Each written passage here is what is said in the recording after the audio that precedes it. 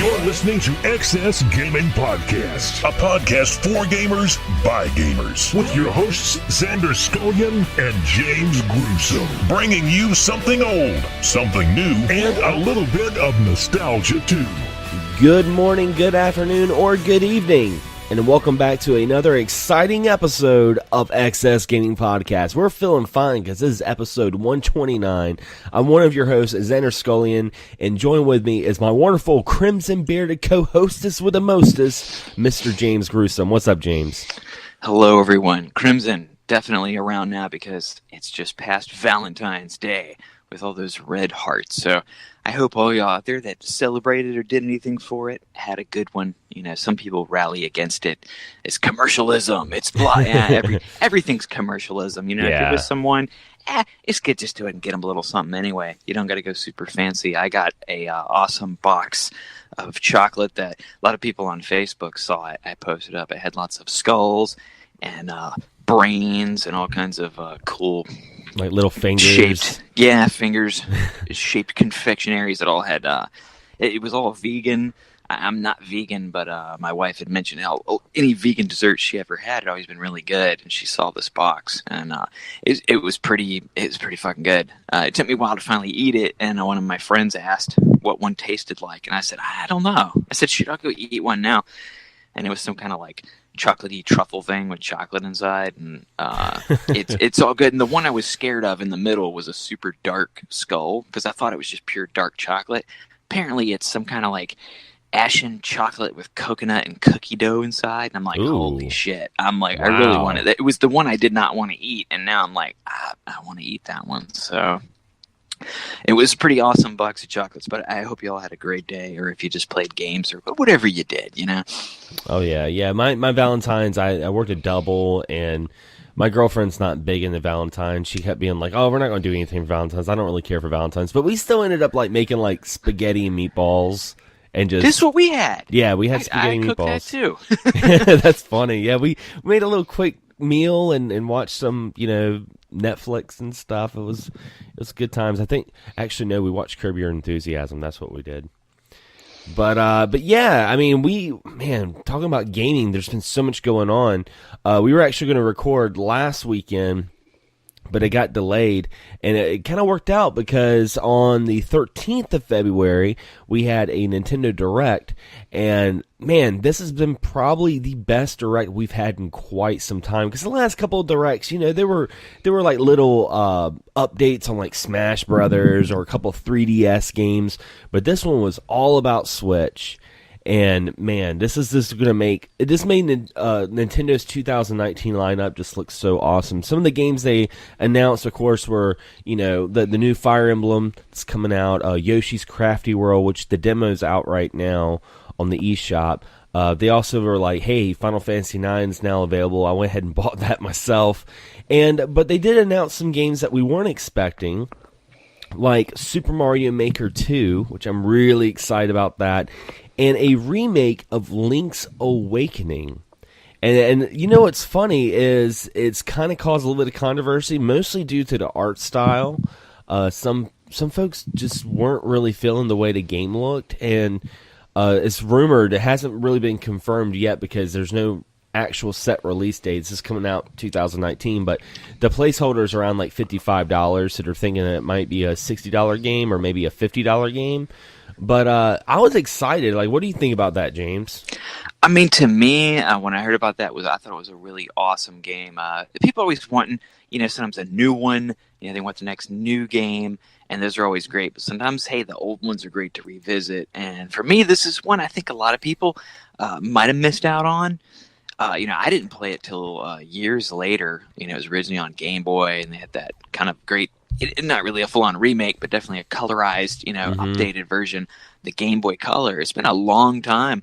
It's one of those games you don't hear a lot about, but it's lots of people. It's on their top, Zelda lists of games they really loved. They really crammed a lot into that, you think of it being on Game Boy, like a small game. It wasn't necessarily always the case. The worlds always seemed a little bit bigger as a kid, but a lot of these games, I mean, they're still, they're pretty challenging if you go back and play them now. It can definitely be time consuming. So I'm really looking forward to what they're going to do with it. I know they're probably going to add some extra stuff into it. The art style, to me, I'd heard that was a controversy, and I had not actually seen it till right after I had that conversation, and then I looked it up, and I was like, oh, it looks fine to me. So, Yeah.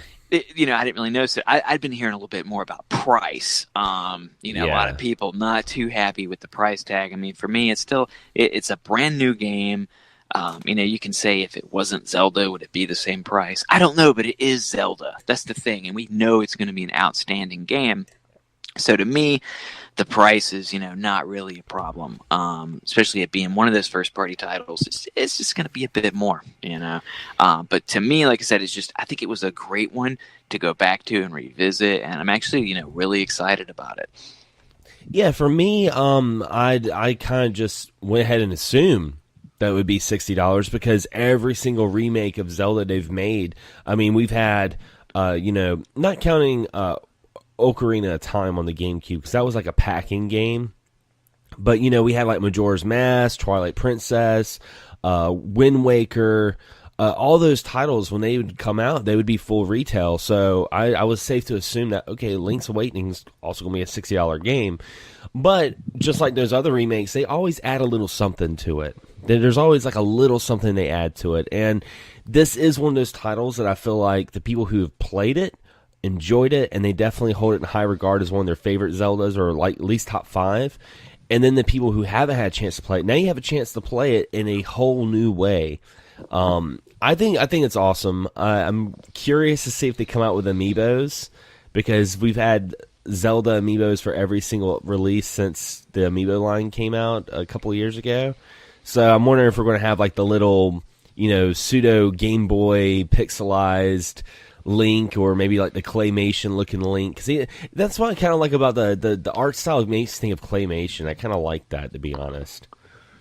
Yeah, I like the look of his eyes. Yeah. The eyes made me think of the older version. And with this being on the Switch, it's really cool because, you can have the console version on the TV.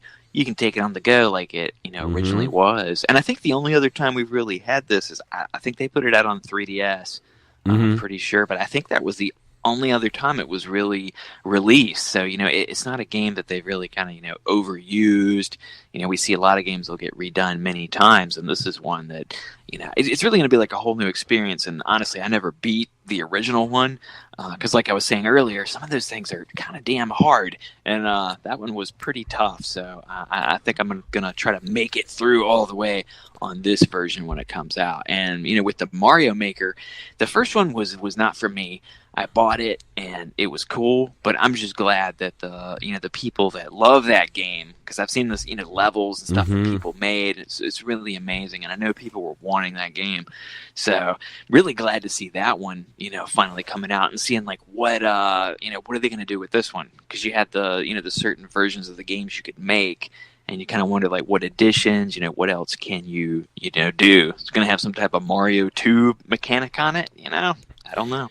Yeah, what I like about Mario Maker 2 is I was one of the folks that loved Mario Maker on the Wii U. And mainly I liked it because I loved playing people's levels. Like, I'd go and do a live stream, and I'd be playing, people's levels and stuff like that. And then the people that were streaming or watching the stream, they'd be like, hey, play my level. I'm like, oh, what's your code? And they'd give me a code, and I'd play it, like, while they're watching. And, like, some of the levels that people made were really hard. Some of them were really funny. Some of them were just, like, downright trollish. It's just everyone's creativity making a Mario game. It was just really, really special. So I'm really looking forward to Mario Maker 2. I know one of the new mechanics they added is almost like a Mario 3D world. They almost added like one of those kind of modes in there where it looked more like that. I'm like, man, that's going to add a whole new dynamic. So yeah, I'm really, really looking forward to Super Mario Maker 2. Now, some of the other games they showed, like Yoshi's Woolly or Crafty World, I played the demo to that last night, and it's okay. I mean, did you ever play Yoshi's Woolly World? I did. I had that one. Actually, I like that one a lot. It was kind You'll like an easier game, but yeah. I kind of like that about it. It's just kind of a nice, fun, relaxing game to play. You'll like Crafty World. Crafty World, like I noticed, like the 2 levels that you play, it's all one level, but it's kind of like mission based. Like it's going to have kind of like that scavenger hunt kind of feel, like some of the 3D Mario games, where it's like, you play one level and it's like, oh, you got to collect all these flowers. And then, like, oh, this time you gotta, like, kill these, or not kill them, but knock over these cows, these, like, paper cows. And, I like the art style. Everything looks like it's, like, handcrafted with paper. I mean, it was funny because even the pipes that the Shy Guys were popping out of, they look like they were made of cardboard. I'm like, oh, look, it's like, it makes me wonder why they didn't, like, maybe add, like, a Yoshi Crafty World, Labo, or something like that. I was like, I imagine why they didn't do something like that. Like, make the Yoshi Crafty World amiibos into Labos. So you get, like, these little Labos you can put in together and make your own amiibos. That'd be kind of cool, actually. Yeah, that would be. You kind of wonder, because, I mean, the Labo, I haven't really heard anything else. It's, like, discounted as hell now. It's so is it cheap. Dead? Is it they just forget about it? I that's what I feel like, because so many places now are, like, discounting the hell out of it. I mean, it didn't do well in Japan. It did okay in Japan, but it didn't do as well as they expected. And usually, when it comes to Nintendo, if it doesn't do really well in Japan, then they don't really care about it in other regions. Very seldom they do. So, yeah. I mean, it probably didn't do super well. Like I said, I had bought it myself, and then I never opened it, and I just took it all back before I did, because I was just like, yeah, I don't think it's for me. It seemed kind of cool, but now maybe it's like, it was just like one of those things that just came and then left, and they might not ever even touch it again. Yeah, A for effort, Nintendo. Now, talking some more about Nintendo, this is a really interesting story. Did you hear about the copy of Super Mario Brothers that sold for $100K?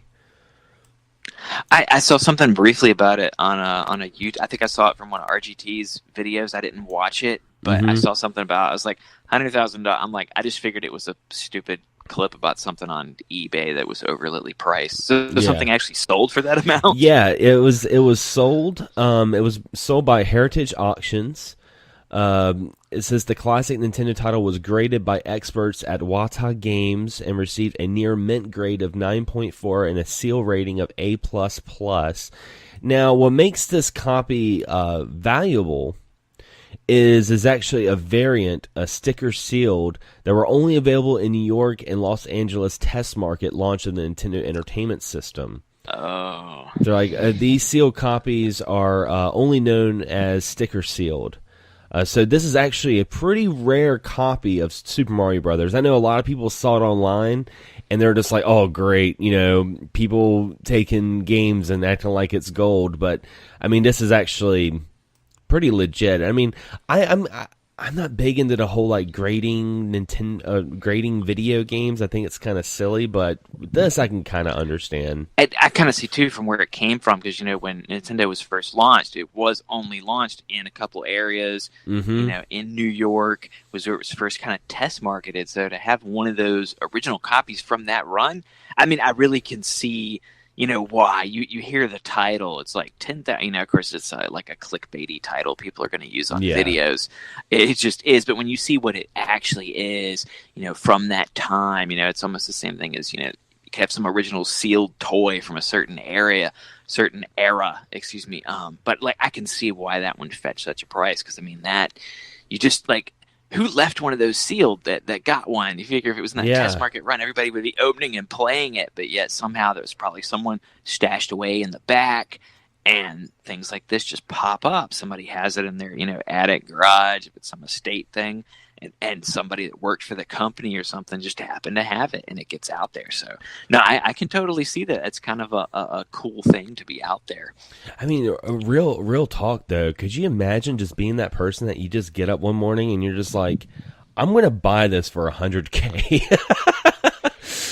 Like, oh my gosh, like I think about that. I'm like, if I had that much money, like that'd be like the last thing I'd be thinking about. It's like getting up in the morning, you're like, you know what? This thing, oh wow, this is a super rare Super Mario Brothers, graded, sticker sealed, $100K, not too bad. That's the thing. If you could wake up and do that, like 100K is probably nothing to you anyway. That's true. So that's very that's true. probably like a pack of smokes to him, you know. He's like, I'll put it in the glove box on my jet ski. It'd be fine. Yeah.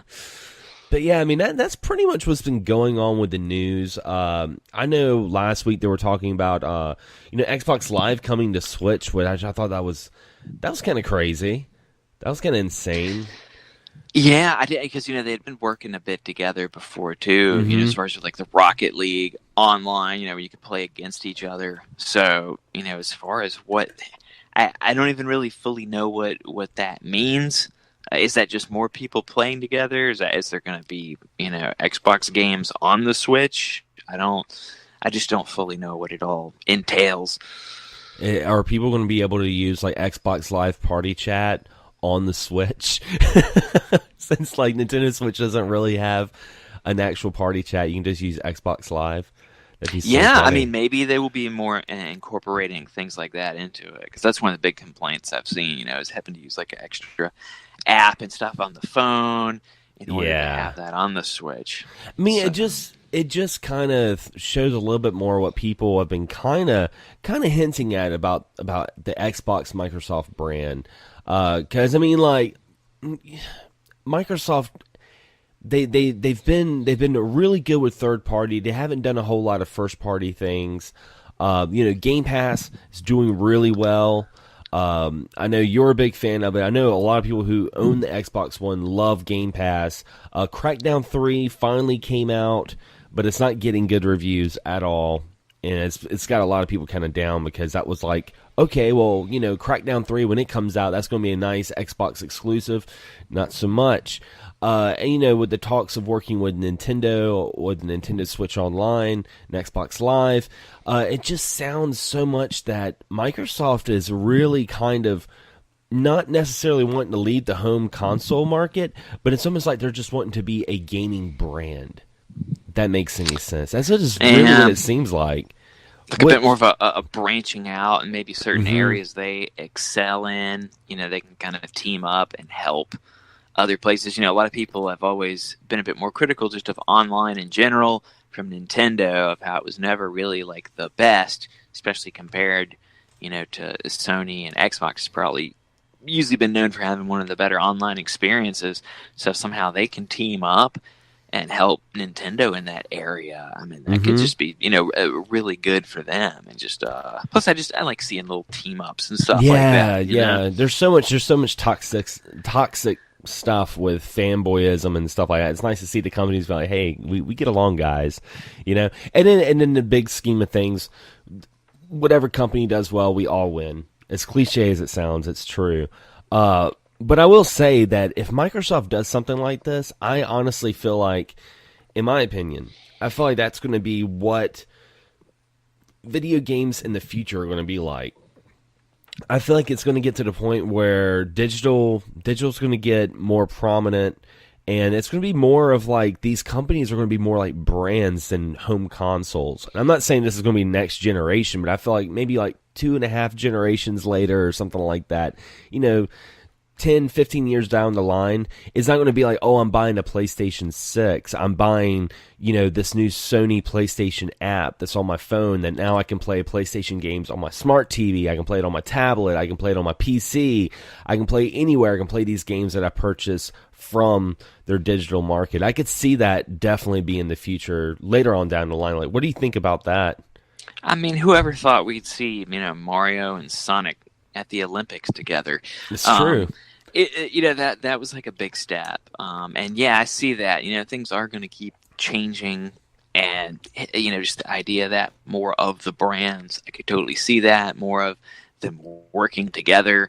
And like I said, I thought the stuff with Rocket League was just a really cool thing. I mean, like, why not? So many people, do have multiple systems, but for some that don't, like, if you can, why not let everybody play together off of different systems? I love that, because like, it's so many just times, really awesome, Yeah, because so many times I would be like, that would be my deal breaker on buying a game that was like multi-platform.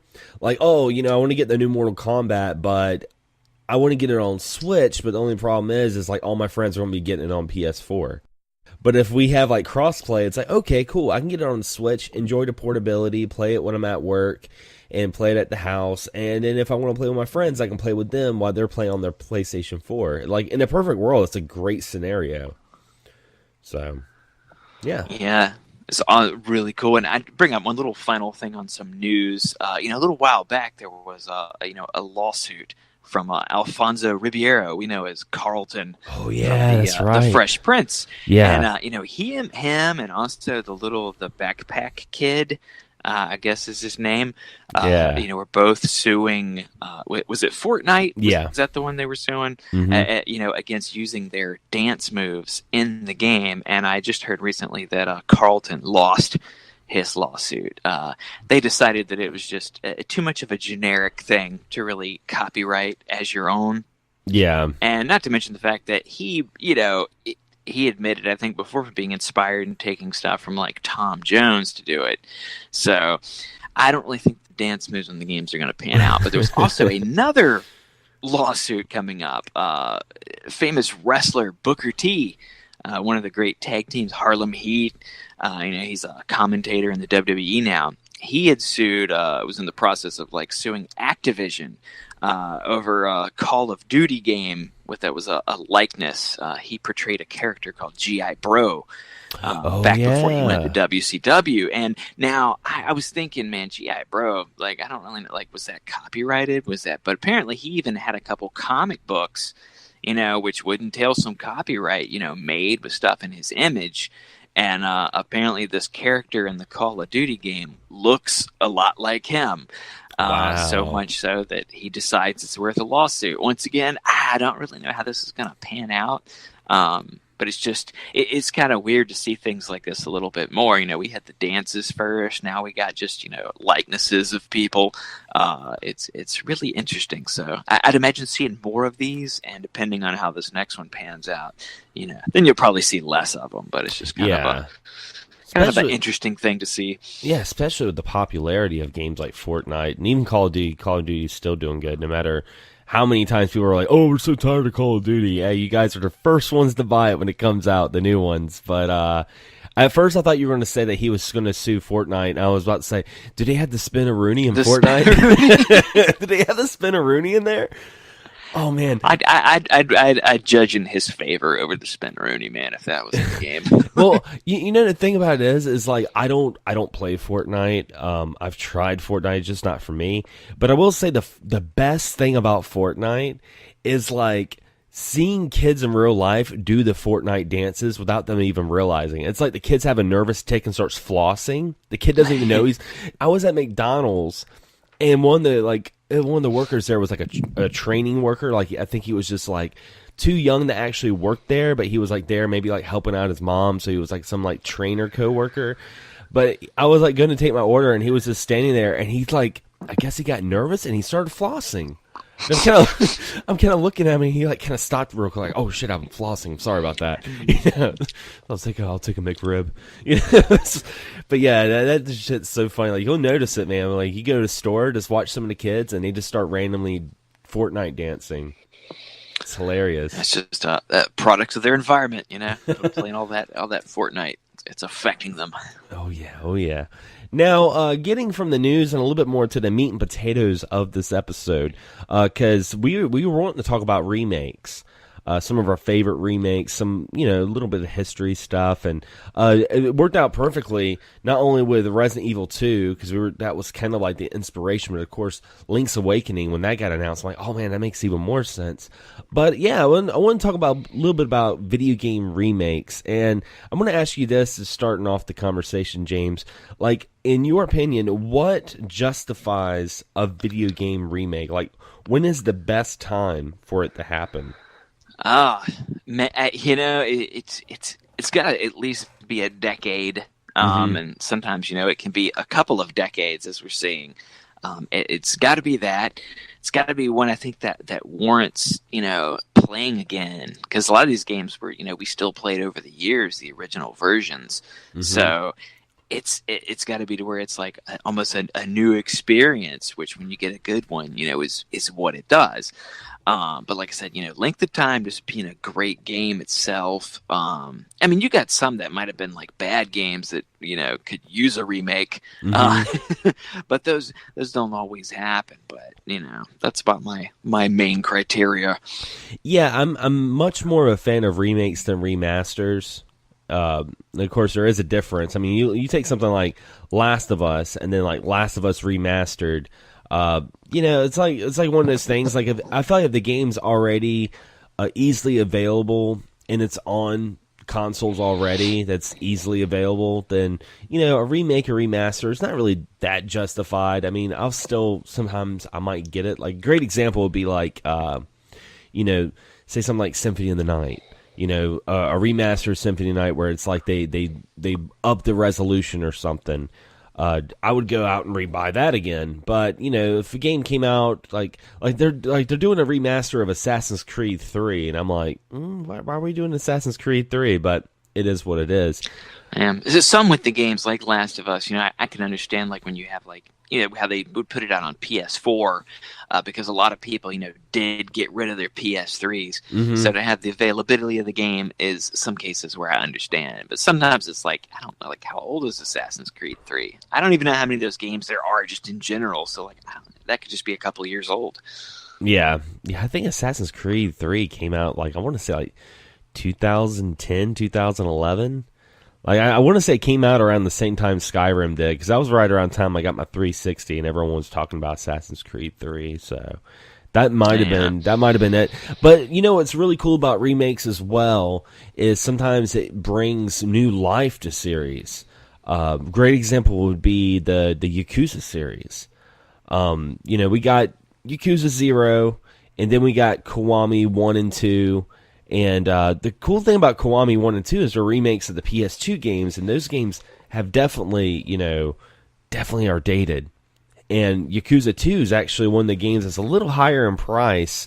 I ended up finding a second run copy, because they had a second run of it, on eBay for like $40. I bought it for like $40 at one time. And the good thing about it is sometimes when they make those remakes, you can go back and play the game without spending a buttload of money to get the original. Yeah, because it's like, for me, like, I could go back and play the older ones. Like, I played them originally, so playing them on PS2 for me was, like, not that bad. But sometimes, if you've been playing more newer games and you didn't start out with, it can be a little bit jarring going back that far. There are definitely some restrictions. So to have those two available, and, with the series having more prominence now, it was cool for people to be able to play Zero, and then without having to go back, to the arcade PS2, because these games, I mean, they weren't even available like digitally on the PSN store or anything, so it'd be very tough for people to, if they wanted to play the story, they're gonna be missing a few. So to have those two games come back out, and with them now, gonna do some versions of 3 and 4, which even though the PS3 is not that old, and it's still easier to find those games and play. Like I said, a lot of people just sometimes don't have those systems anymore. Well, the crazy thing is Yakuza 3, that game's expensive now. That game's around like $80 on eBay, which I'm going to be glad. I mean, I have Yakuza 3, but I'll be glad when it comes out, the remaster. I'll be glad when it comes out on PS4, because they'll give people a chance to play Yakuza 3 without spending like, a quarter of their paycheck to even experience it. So, I mean, like, that's really good. And of course, sometimes we get those remakes that just come out of nowhere that just surprise us, like the Wonder Boy series. Like Dragon's Trap, when that came out of nowhere. I was like, holy crap. And it's by far one of my favorite remakes of all time. Yeah, that one's really cool, having that option to switch back and forth, between the original versions. So you can see, how much it really is the same. It's just a complete graphic, overhaul of it all. I really liked one of my absolute favorite ones, probably one of the earlier playing was Metroid Zero Mission. Yes. GBA had a good string of remakes of older games out on there, and one of the first ones, that Zero Mission, is going back to taking an older game for sure that people loved, classic, and just amping it up. I mean, to me, that's the way to play Metroid 1. Like, I'm not going to go back and play it unless it's on the little, shit. What was that game called that had all the old games? NES Remix? Yeah. That one, unless it's something like on that, like I'm just not going to be playing Metroid on the NES version. But the Zero Mission was just amazing. I mean, to go back and have that, it's like it's familiar, yet they still add stuff. Got the complete graphic overhaul. It's just like sometimes they get games like how it's like they were always supposed to be. That's how that one feels. That's what I like about some remakes too, because you always kind of have that debate when something gets a remake. You're like, do I want to go back to it? I still have the original. Like, do I need to buy this? But then when they add extra things to it, or maybe it was like, we had this idea when we originally made the game, but we weren't technically able to do this. So in the remake, we actually get to give more a definitive view of what we were wanting to do it. And I love that. Like, a good example would be like a game like Metal Gear Solid Twin Snakes.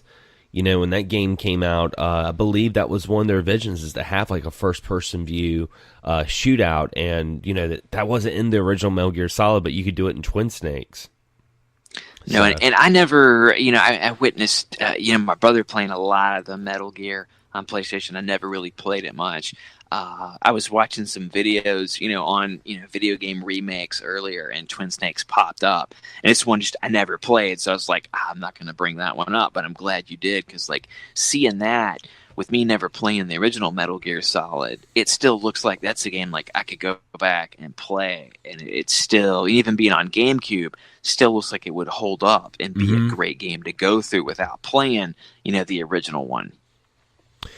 Yeah, and also like games like Shadow of the Colossus, I still want to play the remake of that on PS4. That was one of those games, like I was saying earlier, like I had the original, I had the one on PS3. I was like, do I need the one on PS4? But I hear the one on PS4 is actually really good.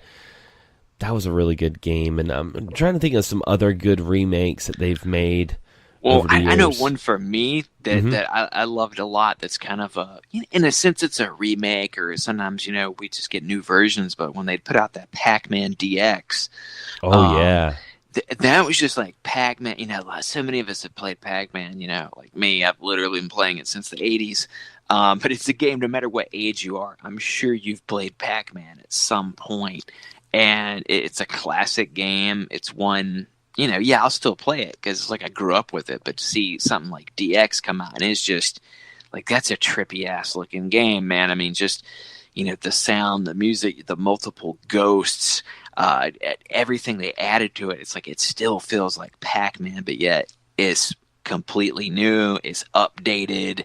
It's current. Like, that seems to be the version of Pac-Man that's going around now. Like, that's the one. People, if they think about Pac-Man in the classic sense, they'll probably be thinking about that version in the future. That's such a good game. I love it when the ghosts start getting close to you, and how it kind of slows down time, and then you start eating them, and your controller's all vibrant, like boom, boom. Oh man, that's something satisfying about that, to be honest. Sometimes having a remake too is when that remake can replace the original. Like, we'll always have fondness for it. Like, we'll always love Resident Evil. We'll love those bad voice actors and that cheesy video at the start, and we love the way it looks, love the way it sounds. I don't love the tank controls. Don't want to use that junk. But the fact that they can have the remake of Resident Evil, which was, one of the first just, whoa, like one of the first blow your mind remakes when that came out on GameCube. And the fact to me is that can replace the original.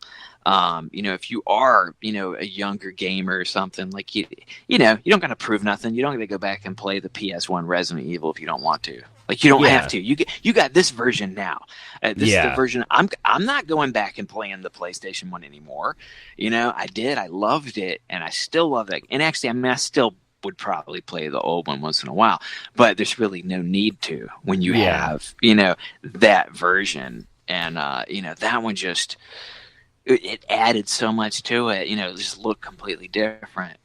And those zombies that came back, you had to burn.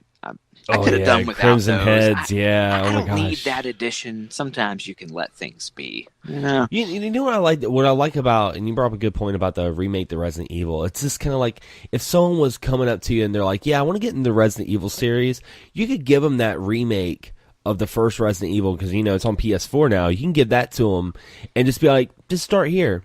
Like you don't have to even play the PlayStation 1 version. You're not missing much. You're actually playing more definitive right here. That's kind of cool. And coming along with it too is now they have that disc out that has the remake of that we can play on current systems, and it also gives you Zero, which in a sense to me is it's kind of like a remake of a game that didn't exist. It's a remake of a game that was supposed to come out on the 64. I remember that, and I can only imagine how horrible that probably would have been. Like, kind of glad we didn't get it, but I loved it. I can imagine the switching characters becoming a pain, but at the start of it, and I didn't beat it, I got a little ways into it, but actually I still really enjoyed, that one too. Sometimes we get games that have kind of been dormant for a while, and like Punch-Out on Wii is one, like, is it necessarily a remake, or is it just kind of a return in a sense? Yeah. It had been gone since the Super NES, but to have it, and I think Punch-Out is a game people always want. I'm ready for another one on Switch. It seems they like to skip a couple of generations once in a while. Yeah, speaking of Punch-Out, I'll tell you a really good YouTube video to watch on Punch-Out. Gaming Historian.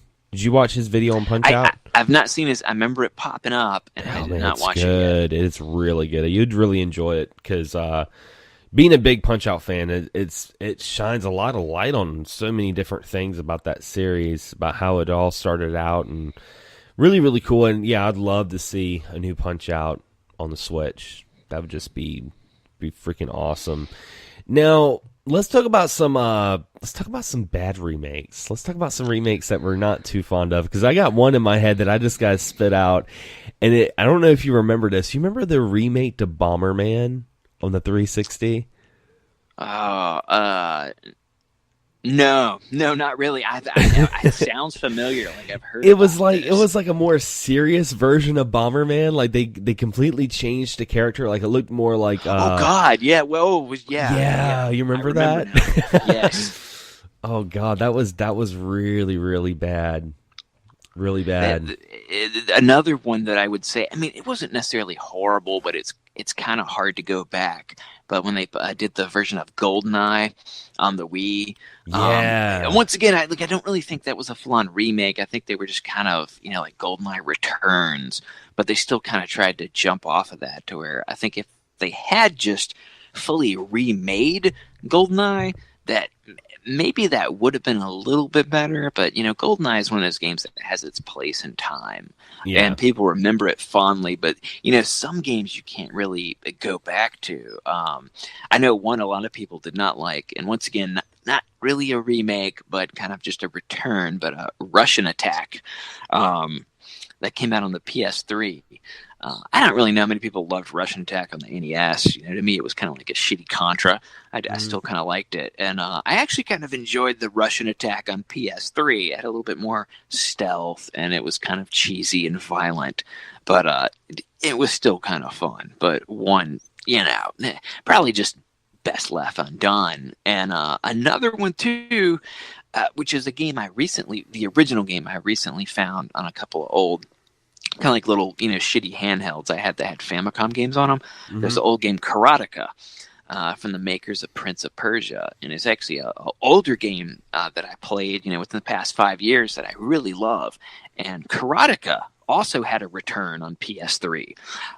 It's a game probably not many people really wanted. I don't know who wanted a remake or return of this game.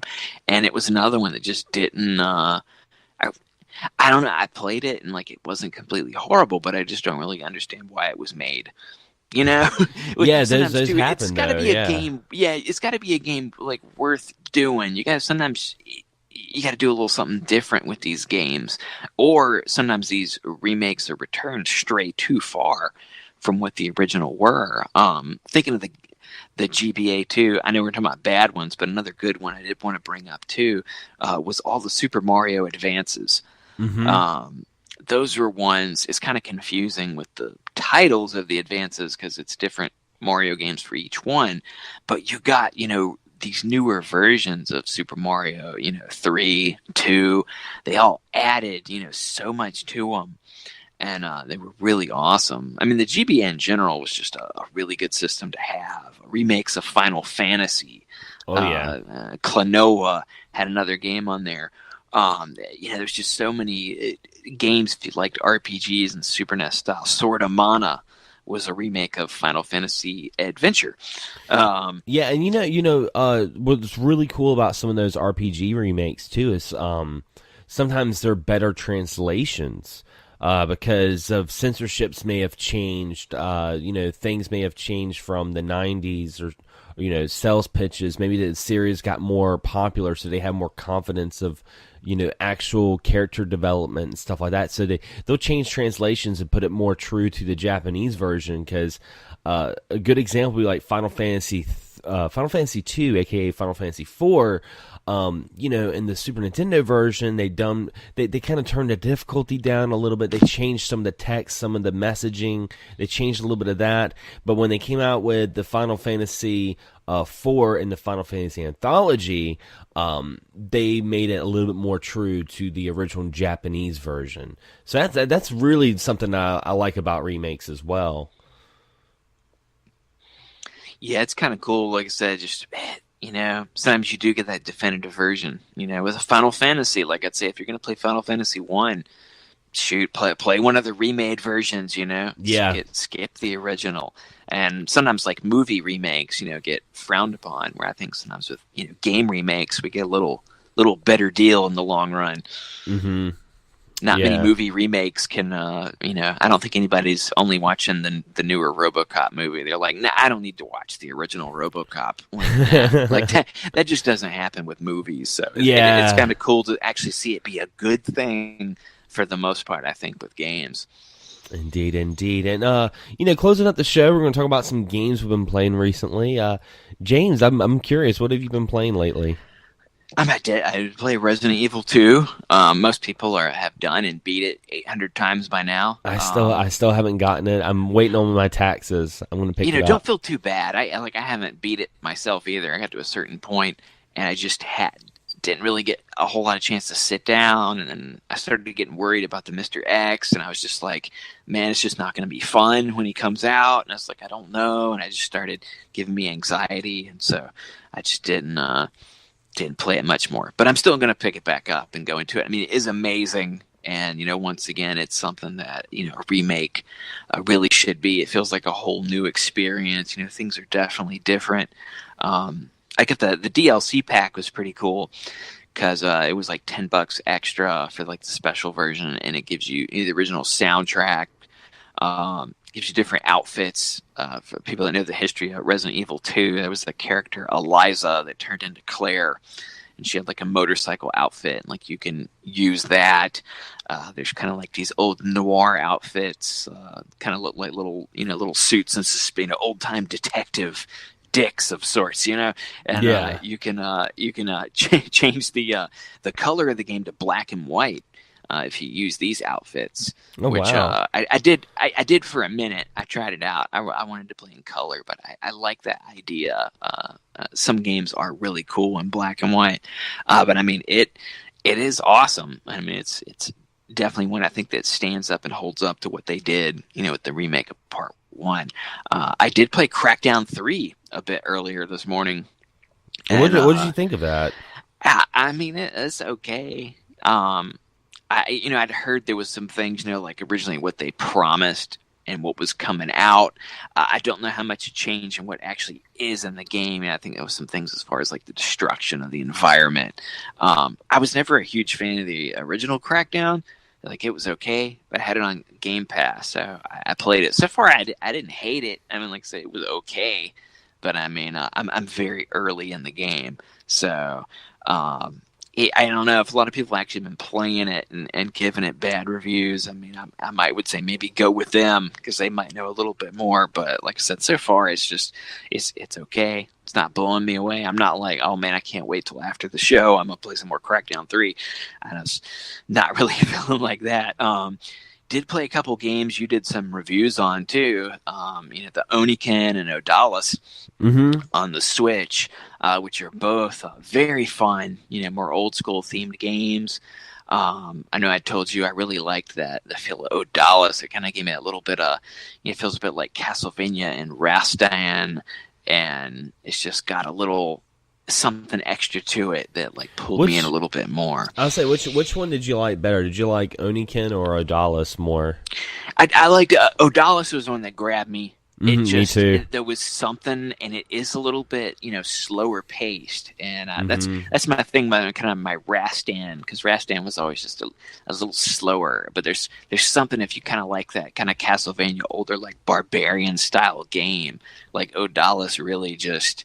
I'll do that. I'll play like brief, sometimes a little bit. I might buy 3 games and I'll play it. I'll play a little bit of this one. I'll die. I'll try the next one. I'll try the next one. And Odalis was the one that I kept playing though, for sure. Yeah.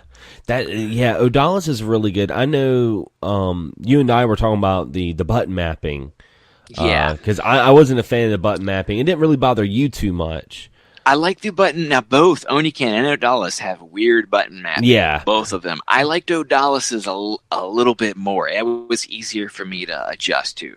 But I will say that I did contact Joymaster, the developers behind those games, and they are putting out a patch that you can actually map out the buttons yourself, which is kind of cool. So, as much people complain about online patches and updates and, I remember when you got a game and you just got the game and that's what it was. This is why updates are good. Because, you know what? Imagine if they had done that with the GameCube version of the Mega Man Anniversary Collection. Exactly. That's what I try to explain to some people. I'm like, you know what? A lot of these games that you look at and you're like, man, these games freaking suck, that were retro games, if they were able to do patches and updates, Silver Surfer probably would have been a lot better. Probably been a lot better game. But yeah, I mean, what else have you been playing, or is that pretty much? So I kind of cut you off on that. Oh yeah, no, that's about the most of it. There is a game I did just download. I'm kind of excited to play though. It's called D4. It's on the Xbox One, and because I found out, we've always been big fans of Suda51, but I found out. There's also a guy named Swery65, who he's the one that did Deadly Premonition, which was a game I really loved. I think we talked about that last show too. And I just recently put it on my Xbox One to play it again. I also did a really cool game called Spy Fiction on the PS2, because after I played Deadly Premonition, I wanted to look up some of his other games, and Spy Fiction is a very cool, if you like Metal Gear Solid, it's kind of a weirder. Metal Gear Solid is pretty weird too, but this one was definitely a fun one. But he's also got a game called D4 that I heard was actually a really great Kinect game. Kinect's something you don't really hear much about anymore, and I was kind of worried you could only play it with Kinect. But that actually is not true. But everybody did say it actually is better with the Kinect. But, I'm just going to play it with the controller. But I did download that one. And he's also got another game called The Missing. That it's on everything. It's on the Switch, PS4, and Xbox One. And once again, it sounds kind of weird. You're playing through, and it's like every time you die, you lose parts of your body, and you end up using them to do something. I don't know what the hell's going on. That's why I like these guys, man. Swery65 and Sudi51 are just I don't know, man. They're just weird dudes, and they got weird names with numbers, and I don't know. I like them both, so I will always seek out their games, and I recommend everybody out there to check out their stuff too if you like weird crap.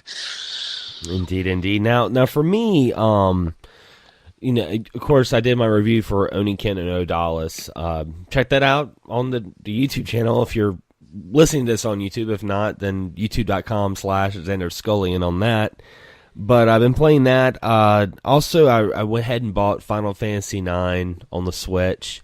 A little bit more than I wanted to spend. It was like $20, but I'm like, man, you know what? I want to fucking play some Final That Fantasy was like your 9. favorite one, though. Yeah, yeah, I love Final Fantasy 9. And what I love about some of these, speaking of remakes and remasters, what I like about these reissues of some of these JRPGs, because they did the same thing with the Sega Ages for Phantasy Star, is they add like a fast forward thing where you can do the stuff like super fast, like random battles. You can go through it really fast, or walking around real fast. It's kind of like fast forward. So if you kind of already know what you're doing, you just fast forward through certain things and skip things and just go through with the story.